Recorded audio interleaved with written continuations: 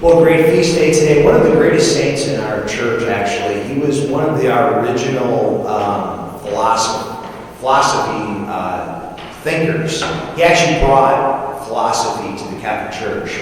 And he philosophized. He said to himself, he said, there must be a God, because he did all this reasoning. Like, why would we have free will if there wasn't a God? Why do we have a conscience if there wasn't a God? I mean, he would go on and on. He'd write all this stuff. He was excellent. St. Thomas Aquinas. So you have my permission today to live it up.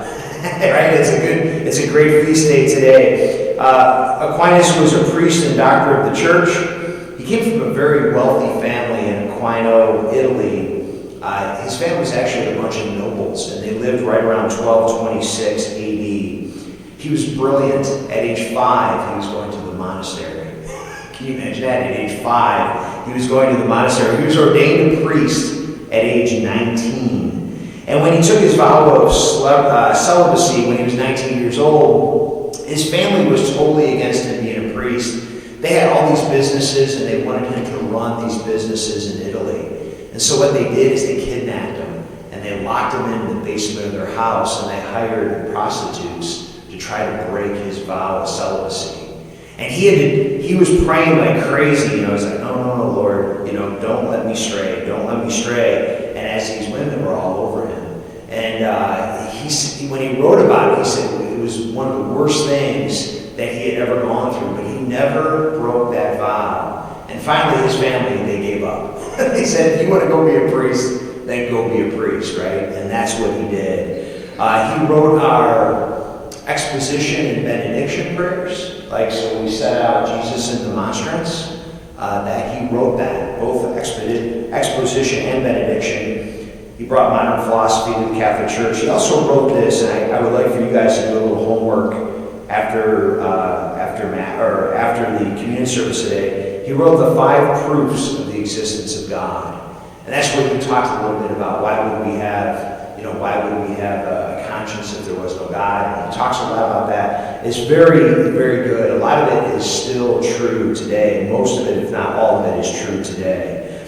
And he wrote a lot of our angelic doctrine in the church. So whenever you hear stuff like, the ranking of angels, the ranking of demons, things of that nature, that all comes from Aquinas. So he was awesome. He would sit in adoration for hours on end. Hours on end. He usually had like 2 or 3 scribes next to him, and he would be like, oh, God's telling me this, write this down, right? And the scribes would write it down real quick for him, right? He was just a very holy and obedient man. When we look at our readings today, our first reading in Hebrews, God doesn't want our sacrifices anymore. It's done, right? But he does want our obedience, doesn't he? He wants our obedience. And sometimes we don't like that word, do we? Oh, we have to be obedient to the government. Oh, we have to be obedient to the police. Sometimes we don't really like that word, do we? But you know what? That obedience builds our faith in God. That will of God that God's calling us in our hearts. That's what that obedience does. And in our gospel, it's the same thing. It's not being related to Jesus through a bloodline, through being his cousin or being from his town, which back then that's what they called brothers and sisters. So anyone from the town of Duran would be my brother. Anyone from the town of Duran who's a female would be my sister, right? My cousins would also be called my brothers and sisters. So it's not necessarily that Jesus was looking for a bloodline. He didn't care about that. He cared about people who were doing the will of God.